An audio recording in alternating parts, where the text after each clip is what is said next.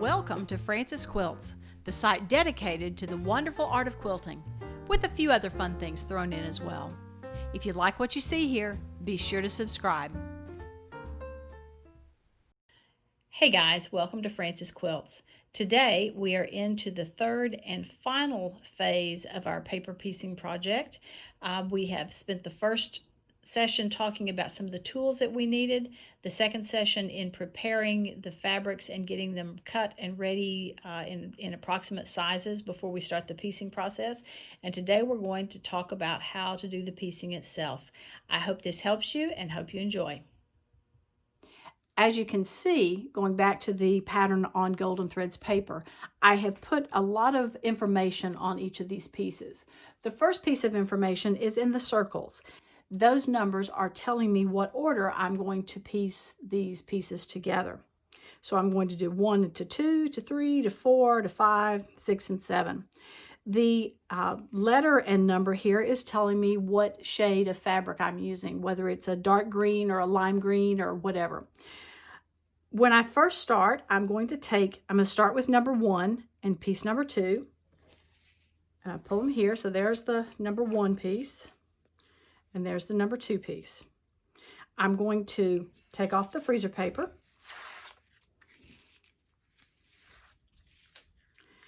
And the first thing I'm going to do is line this up here. But remember, I have a 1/2 inch seam allowance, so I'm going to give it a little bit less than that. I'm going to go about 1/4 inch in. So I know that the line I'm sewing on is right here. I'm going to line this piece up here and flip it over and set it right along there like that. Now hopefully when I sew, I'll be able to flip that over and this will line up beautifully and will cover the next sewing line. Because this is a little bit longer piece, I'm going to actually put a pin or 2 in. I don't always pin, but I don't think it hurts. Put a pin there. And another one here. Now, when I take it to the sewing machine, I'm actually going to turn it over and I'm going to do my sewing on the back side right here, following that line that I've drawn all the way down. So let's go to the machine. I start sewing a little bit off of the edge. I want to have some stitches in here before I hit the seam that I'm actually sewing. And I'm just going to start.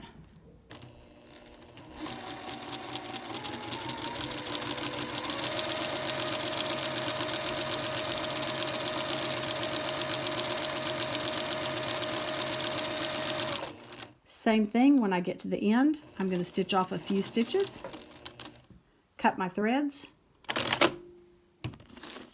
and pull it out. Let's have a look at it. So here I have sewn my seam. Let's take the pins out, fold it over, and look to see. And yes, I have covered up. The next seam I'm doing is that one right there. I have covered that all the way, so I know that that piece is big enough. Let me take it to the iron and I'll be right back. So that is piece number 1 and 2. And if I look at my pattern, piece number 3 is this one right here. So what I'm going to do now is find a way to trim this back to where I just have 1/4 inch seam allowance along here. And the easiest way to do that is to use the add 1/4 ruler. I talked about this ruler in yesterday's post on my Quilter's Toolbox, but let me demonstrate again for you how it works. I'm going to turn this over.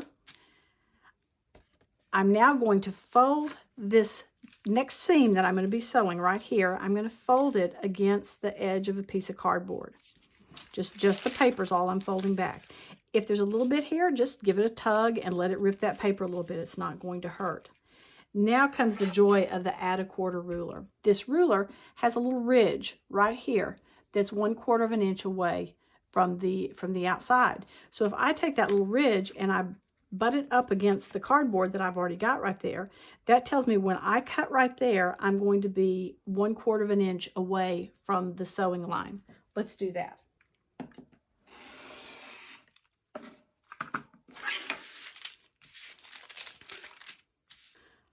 So now when I come back to my pattern, I can see that this line right here is exactly 1/4 inch away from the line that I'm going to sew.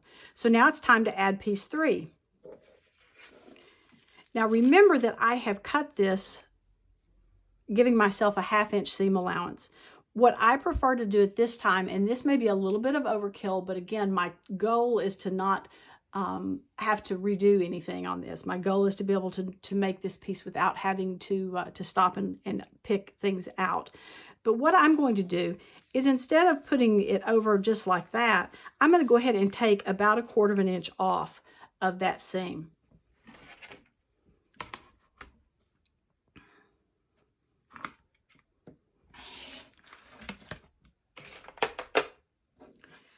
So now I know when I put this on here like this and bring it over, I'm going to have it pretty much in the right position.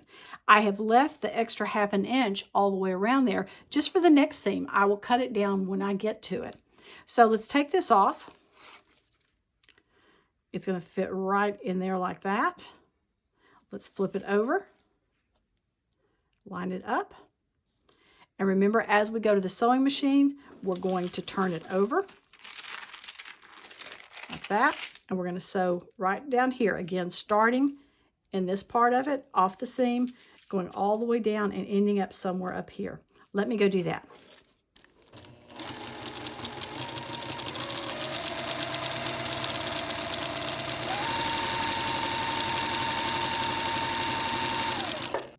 Okay, we're back with it sewn. If we do just a little finger press, I can see that I have enough room there to cover all of those seams. So let me go press it. I know a lot of people don't actually press as they go, but it drives me nuts not to press. So I'm going to go to the iron. I'll be right back.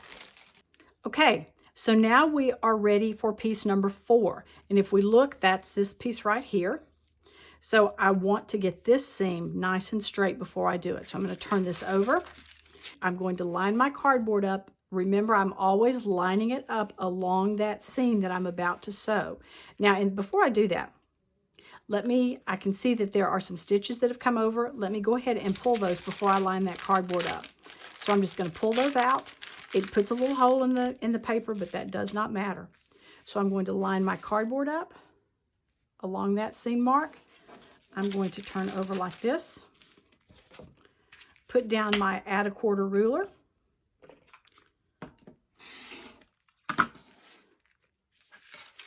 Give it a trim. And now I have a good line for adding number 4. Here's number 4. Before I put it on, I'm going to trim off 1/4 inch right here.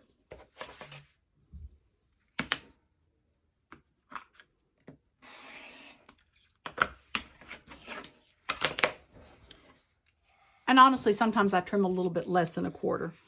I'm going to start by placing it where I'm pretty sure it's going to cover all of the edges that I need to cover. And then I'm going to flip it over.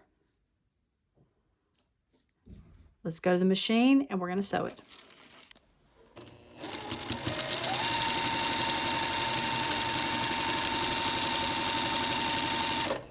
Back again with it sewn and ironed, and you see again I have covered all of those lines that are going to have to be sewn.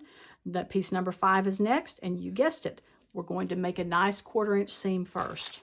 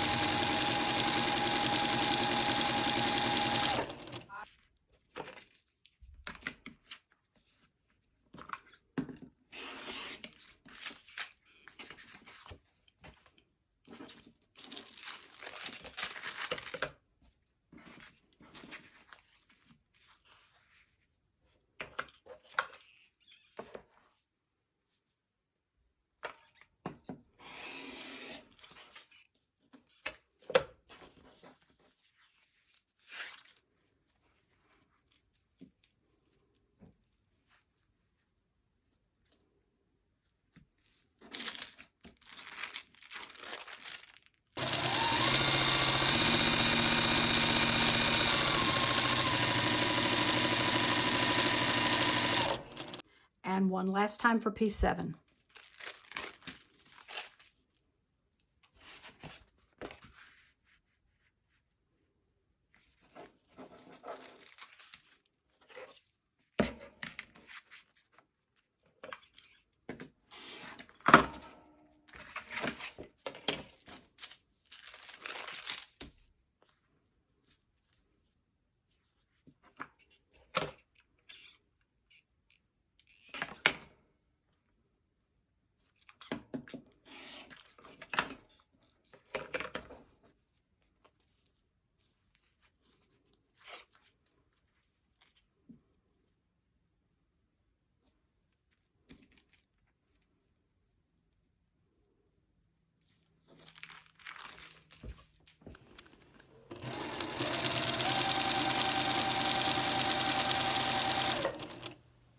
So here it is. Our piece is finished. It doesn't look like much, but I think when I show you the other piece that it's going to fit up next to, it'll start looking a little more normal.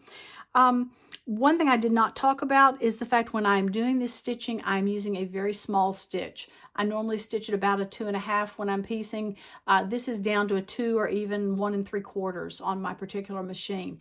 The purpose in doing that is that the more needle holes you put in this paper, the easier it's going to be to tear out when you're through. So the problem with that is if you make a mistake, then it's harder to pick out. But that's one of the reasons I have taken this extra step of using the freezer paper. So let me get the part that it's going to hook up to and we'll see how it looks. These are the first 2 sections that I've sewn, making the top part of this Christmas tree.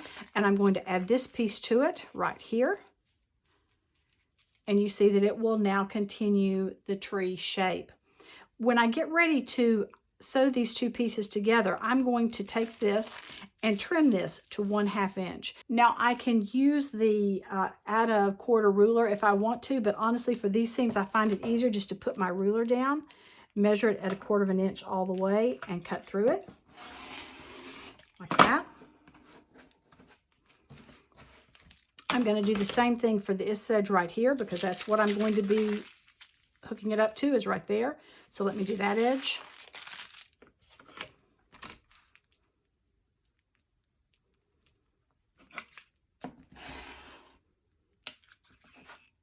Ooh, I thought I had cut it wrong.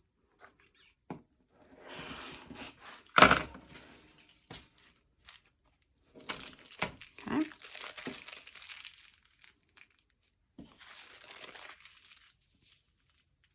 Okay, so now we are ready to attach this piece to this piece. We're going to fold it over like this, and there's a couple of things that we're going to do registration marks on. We want this point right here. You can see where I put that pin to line up, get that one out of the way, to line up on the back with this registration mark right here, with that corner right there. So let's put that in. And yes, this is definitely a time that I pin. So I'm going to pull that back. I want to come over here, and I want the same thing. I want this point right here. Let's get a pin that's straight. I want this point right here to line up to the back with that point right there, with that little edge right there. Now if I can get it in there. All right, once I have those in place, I'm going to come back to the front, and I like to just pull them all the way down so that I know they're exactly in the right spot, and then I'm going to put a pin. I'm going to pin it across. Come back to this corner that I've already marked, same thing. I'm going to bring it down and make sure that it's nice and straight, and then just pull the pin up and put it in place. So before I stitch, I think I want to put at least 1 more pin and maybe even 2 in this area right here. I'm going to do the same thing where I want to come under here and stick it straight through and make sure that it's lining up. And see, the bottom one had shifted there, so I'm going to move it over a little bit to where my lines are exactly in place. Right there. Let's do the same thing. Pull that down. Bring it over to hold it in place. And let's put 1 more in. I'm going to line up those 2 fabrics. I'm going to put my pin in. look to the back to see that it's lined up, and it is. So let's take it to the machine and sew all the way down that line. All right, we're back with it sewn. Let's just have a quick peek and see how it looks. If I do a little finger pressing here, I can see it's off just a little bit right there, but I honestly am not going to worry about that. Let me take it to the iron and I'll be back. So here we are, all ironed out. Again, there's a little thing right there, but I just am not going to worry about it. This is a decoration that's going to be in my house for 1 month every year, so I'm not going to worry too much about that point. Let's put the first piece back up here again. And you can see that our Christmas tree is starting to take shape. And so far, fingers crossed, I haven't had to take out any seams, except for one time when the fabric got folded over. Wish me luck as I finish this project, and thanks for watching. Remember, if you like what you've seen, be sure to subscribe. You can also find my blog at francisquilts.com, and I'm on Facebook and Instagram at Francis Quilts, and on Pinterest at Francis Quilts 57. Hope to see you again soon.